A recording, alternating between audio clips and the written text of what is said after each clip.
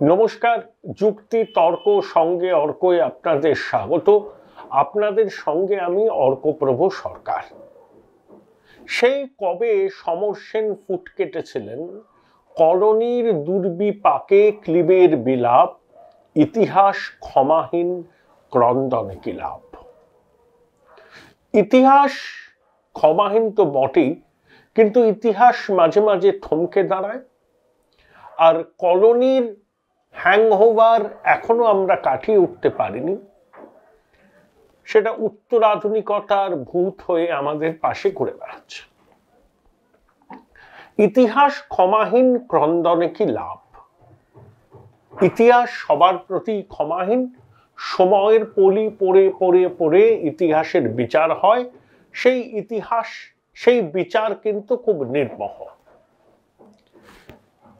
ইতিহাস ক্ষমাহীন ক্রন্দনে কি লাভ, এই বাক্যবন্ধটা বললাম ভারতবর্ষের জাতীয় কংগ্রেসের উদ্দেশ্যে এবং তাদের নেতৃবর্গের উদ্দেশ্যে।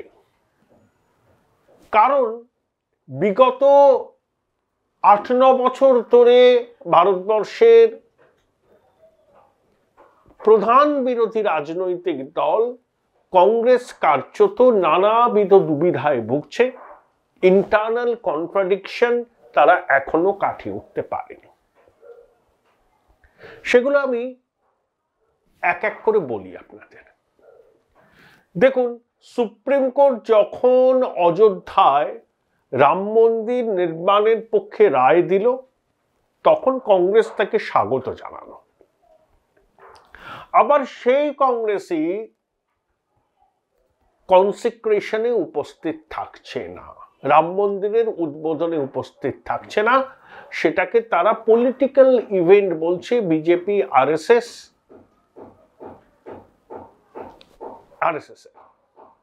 তাহলে কি হলো? কংগ্রেস সবারই আস্থা নষ্ট করলো। তুমি সুপ্রিম কোর্টের রায়কে স্বাগত জানালে, রাম মন্দিরের উদ্বোধনে থাকলে না। কোটি কোটি মানুষের কাছে আশ্বাস, আস্থা, বিশ্বাসের প্রতীক মর্যাদা পুরুষোত্তম রামচন্দ্র। তাহলে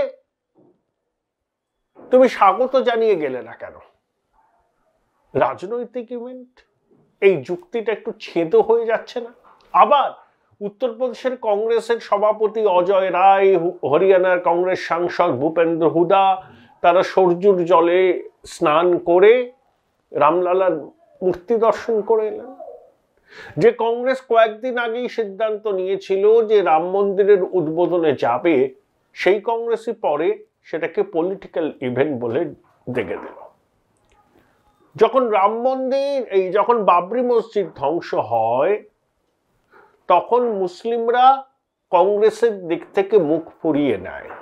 নরসিমা রাও বলেছিলেন আবার মসজিদ করে দেবেন, কিন্তু করেননি। রাম মন্দিরের নির্মাণের পক্ষে সুপ্রিম কোর্টের রায়কে স্বাগত জানালে, মসজিদ ভাঙার জন্য মুসলমানরা কংগ্রেসের উপর রুষ্ট হলো।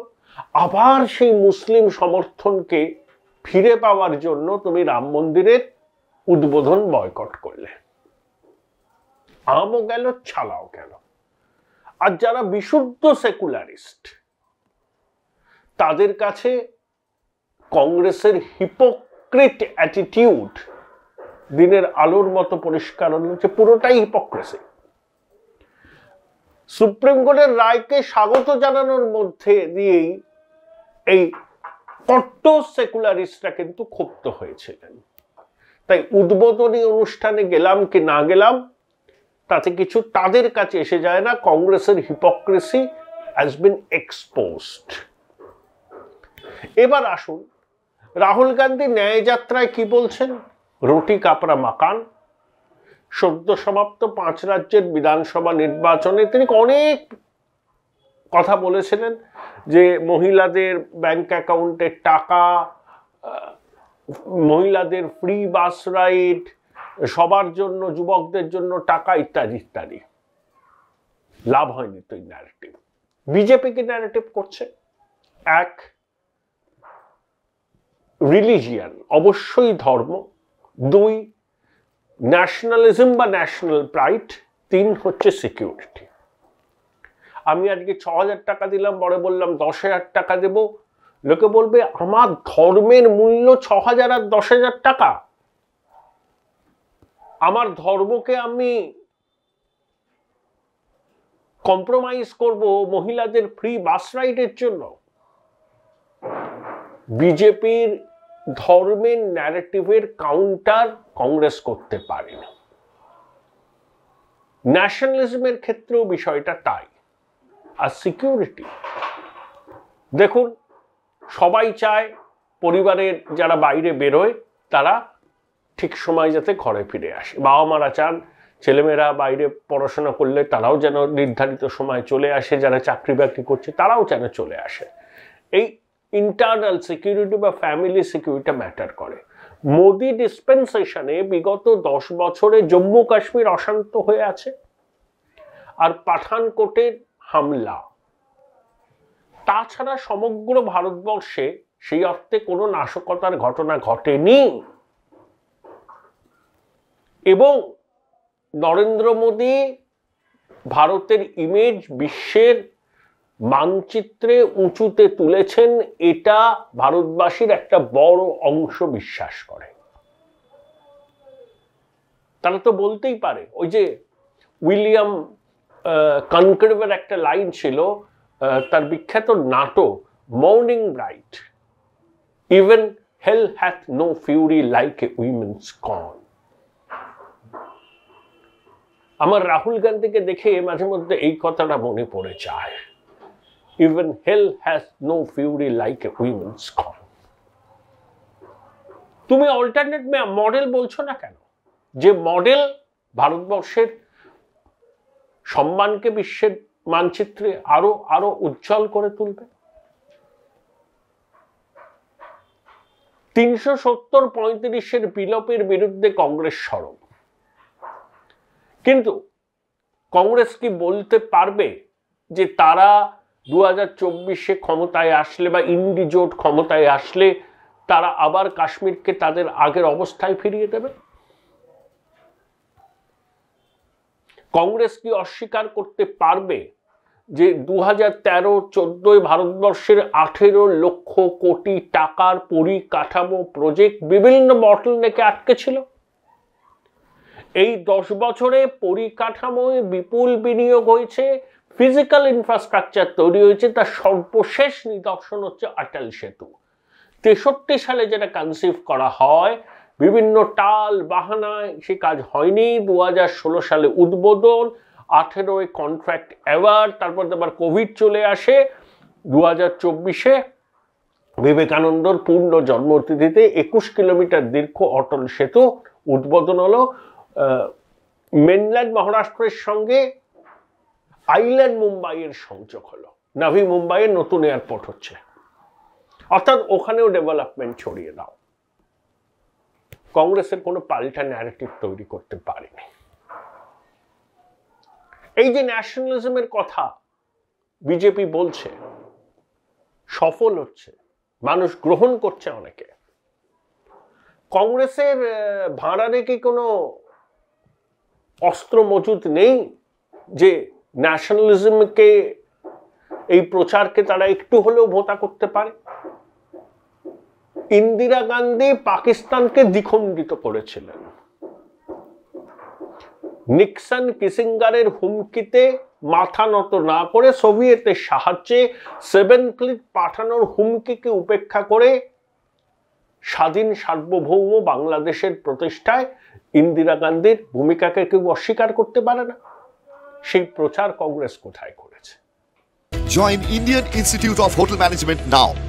Right choice, right decision.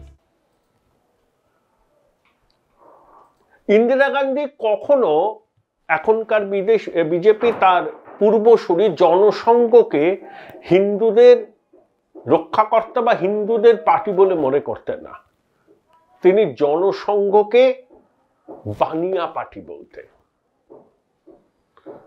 Nehru Agnostic ছিলেন, অ্যাথেইস্ট ছিলেন, কিন্তু ইন্দিরাজি তার হিন্দু ধর্মের প্রতি তার আস্থা বিশ্বাস লুকোনোর জন্য কোনো উদ্যোগ কখনো নেননি। তিনি গলায় রুদ্রাক্ষ পরতেন, মাথায় তিলকও দিতেন, ঘুমটা টানতেন, হাতেও নানা রকম অলংকার পরতেন, যেটা হিন্দু ধর্মের প্রতি বিশ্বাসের প্রতিফলন। কিন্তু বিজেপিকে তিনি হিন্দুদের বা জনসংঘকে হিন্দুদের ঠিকাদার বলে কোনোদিনই মানেননি। তিনি বানিয়া পার্টি বলতেন। তিনি আনন্দময়ী মায়ের কাছে যেতেন, ধীরেন্দ্র ব্রহ্মচারীর কাছে যেতেন। আজকে রাহুল গান্ধী সাবারকার সাবারকার সাবারকার বলে চিৎকার করছেন। উনি জানেন না ওনার ঠাকুমা বীর সাভারকার সম্বোধন করে সাভারকারের পরিবারকে চিঠি লিখেছিলেন এবং সাভারকারের একটা লাইব্রেরিতে নিজে পার্সোনালি কন্ট্রিবিউট করেছিলেন এবং কংগ্রেস সরকার বীর সাভারকারের নামে কমেমোরেটিভ ডাক টিকিট প্রকাশ করেছিল। এখন কংগ্রেসের এবং তার কিছু লোকজন আশেপাশে গুড়গুড় গুড়গুড় করে। জয়রাম রমেশ বিদগ্ধ পণ্ডিত লোক। আমি কৃষ্ণ মেননের উপর তার লেখা একটি বই পড়েছি, পুরোটা হয়নি, খুব মোটা বই, চেকার্ড প্যালেন্স। পড়াশোনা করা মানুষ, কিন্তু ওই ওই ওই ওই ওই ইকোসিস্টেমের কানাইয়া কুমার, বামপন্থী লোক, বেগুসরাইয়ে বাজেভাবে হারলো গিরিরাজ সিং এর সাথে, রাহুলের কোটেরির মধ্যে সে চলে এলো।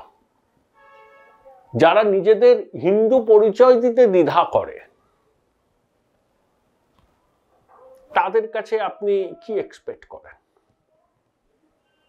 এটাই হচ্ছে সমস্যা। কোনো কাউন্টার ন্যারেটিভ নেই, কাউন্টার প্রচার নেই কংগ্রেসের। শুধু সমালোচনা করলে দেশের মানুষ এই সরকারকে ক্ষমতা থেকে হটাবে না, অল্টারনেট মডেল দিতে হবে। জাতীয়তাবাদের প্রশ্নে আমাদেরকে ভূমিকা, রাম মন্দিরের বিষয়ে আমাদের অবস্থান এবং সিকিউরিটি সহ ন্যাশনাল প্রাইড মানচিত্রে, বিশ্বের মানচিত্রে ভারতের অবস্থানকে কি করে আরো এনহ্যান্স করা যায় সে সম্পর্কে কন্ট্রোলসটা জানাতে হবে দেশের মানুষকে। Congress has failed miserably in this regard. There is no denying the fact. আচ্ছা, কংগ্রেসের কি কম কৃতিত্ব আছে? সেই প্রথম পরমাণু বিস্ফোরণ ইন্দিরাজির সময়, তারপরে ভিক্টর হুগোকে কোট করে মনমোহন সিং যখন বললেন 1991 জুলাই মাসের এক শ্রাবণ সন্ধ্যায়, there is no force in the world which can stop an idea whose time has come. Narasimha রাও প্রধানমন্ত্রী, ইকোনমিক রিফর্মস ভারতবর্ষের সূচনা করলেন তিনি। 33 বছর হয়ে গেল যে ভারতবর্ষে আমরা আছি, সেই ভারতবর্ষের রূপকার যদি কেউ হয় সেটা মনমোহন সিং, নরসিমহা রাও। বলে কংগ্রেস কখনো? বলে না। সে কি? ইন্টারনাল সিকিউরিটি মোদী সরকার বলছে আমরা দেশের মানুষ, দেশের পরিবারকে সুরক্ষিত রেখেছি। কংগ্রেসও বিশেষ করে ভিন্দ্রানওয়ালের পতন, স্বর্ণ মন্দিরে সেনাবাহিনীর হামলা, ইন্দিরা গান্ধী নিহত হওয়া, রাজীব লঙ্গওয়াল চুক্তি, রাজীবের সঙ্গে লালডাঙ্গা মিজোরামে চুক্তি, আসামে চুক্তি, এগুলো তো ইন্টারনাল সিকিউরিটির ক্ষেত্রে একটা বড় বিষয়। আকাল তাখ্ত, ওই আকাল তাখ্ত থেকে বেরিয়ে এসে যে চুক্তিটা হলো লাঙ্গওয়ালের সঙ্গে, যে লাঙ্গওয়াল পরবর্তীকালে অ্যাসাসিনেট হল, কংগ্রেসের নেতারা এসব বলেন না। তারপরে যে ইন্টারনাল প্রবলেম হয়েছিল, নরসিমহা রাও অত্যন্ত সফলভাবে সেটাকে দমন করেছিলেন। কাশ্মীরে করেছিলেন, পাঞ্জাবে করেছিলেন। ইতিহাসের উপেক্ষিত নায়ক পিভি, তিনি যখন মারা গেলেন তার মরদেহ পর্যন্ত আকবর রোডে ঢুকতে পারেনি, সোনিয়া গান্ধী চাননি বলে। তাহলে কংগ্রেস তার অতীত গৌরবের কথাগুলোও বলতে দ্বিধা করে। নরসিমহা রাওকে চাঁদসাগরের মনসা পুজো করার মতো স্মরণ করে। আমি তেলেঙ্গানায় গিয়ে দেখে এসেছি পিভি নরসিমহা রাও মার্ক, তার স্ট্যাচু হুসেন সাগরের কাছে, কিন্তু দিল্লিতে নরসিমহা রাওয়ের কোনো স্ট্যাচু নেই। ভারতবর্ষে কত সরকারি প্রকল্পের নাম নেহেরু, ইন্দিরা, রাহুল, রাজীবের নামে আছে, পিভির নামে কটা আছে?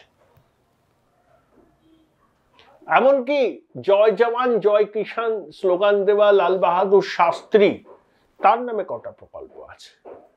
নেই। এগুলো কংগ্রেসের ড্রব্যাকস। কিন্তু কংগ্রেসও বিজেপির ন্যাশনালিজমকে চ্যালেঞ্জ করে বাংলাদেশের স্বাধীন হওয়ার পিছনে ইন্দিরাজির ভূমিকা, পোখরানে প্রথম পরমাণু বিস্ফোরণের কথা, ইন্টারনাল সিকিউরিটির প্রশ্নে কাশ্মীর সমস্যা, পাঞ্জাব সমস্যাকে নরসিংহ রাও যেভাবে ব্রুটালি হলেও দমন করেছিলেন তার উল্লেখ করা, অর্থনৈতিক রিফর্মসের ভগীরথ হিসাবে নরসিংহ রাওকে প্রাপ্য মর্যাদা দিয়ে সেটা দেশের মানুষের কাছে নতুন করে তুলে আনা, এগুলো করেনি। বীর সাভারকার সম্পর্কে রাহুল গান্ধীর মূল্যায়ন ভুল। তার ঠাকুমা ইন্দিরা গান্ধী বীর সাভারকারকে বীর সাভারকার বলে তার পরিবারের সদস্যদের চিঠি লিখেছেন, কমেমোরেটিভ ডাক টিকিট প্রকাশ হয়েছিল, এবং একই সঙ্গে পার্সোনাল মিউজিয়াম যেটা করা হয়েছিল সেখানে ইন্দিরা গান্ধী নিজে কন্ট্রিবিউট করেছিলেন। তিনি মনে করতেন যে হিন্দুদের ঠেকা জনসংঘ বিজেপি নেয়নি। রাহুল গান্ধীকে আমি পিটার প্যান সাধে বলি যে তিনি তার ভারত জোড়ো যাত্রা, ভারত জোড়ো ন্যায় যাত্রা কোনো কিছুর মধ্যেই এই বিষয়গুলোকে আনেননি। 6,000 টাকা 12,000 টাকার বিনিময়ে আমি ধর্মকে বন্ধক দেব না, আমি আমার ন্যাশনাল প্রাইডকে নিয়ে কম্প্রোমাইজ করব না, আমি আমার ইন্টারনাল সিকিউরিটি, আমার ফ্যামিলি সিকিউরিটিকে জিওপার্ডাইজ করব না। কংগ্রেস যদি ভাবে এই ফ্রিবিজ মানে এইসব প্রতিশ্রুতি দিলেই দেশের মানুষ মোদিজির বিরুদ্ধে ভোট দেবে, ভুল ভাবছে। কংগ্রেসকে পাল্টা ন্যারেটিভ তৈরি করতে হবে। রাহুল গান্ধীর নরেন্দ্র মোদীর উপর রাগ থাকতে পারে, তাদের দেশের মানুষের কি? ওই বললাম even hell has no fury like a women's scorn. দেশের মানুষের কি? দেশের মানুষের কিছু যায় আসে না। কংগ্রেস 2019-এ 20% দেশবাসীর সমর্থন পেয়েছিল, সেটা কোর, সেটা বেস, এর থেকে কংগ্রেস নামবে না। সেটাকে 30%-এর কাছাকাছি নিয়ে যাওয়াই চ্যালেঞ্জ। তার জন্য অন্য ন্যারেটিভ, অন্য বিচারধারাকে দেশের মানুষের সামনে আনতে হবে, না হলে সখাত শরীরে ডোবা সময়ের অপেক্ষা মাত্র।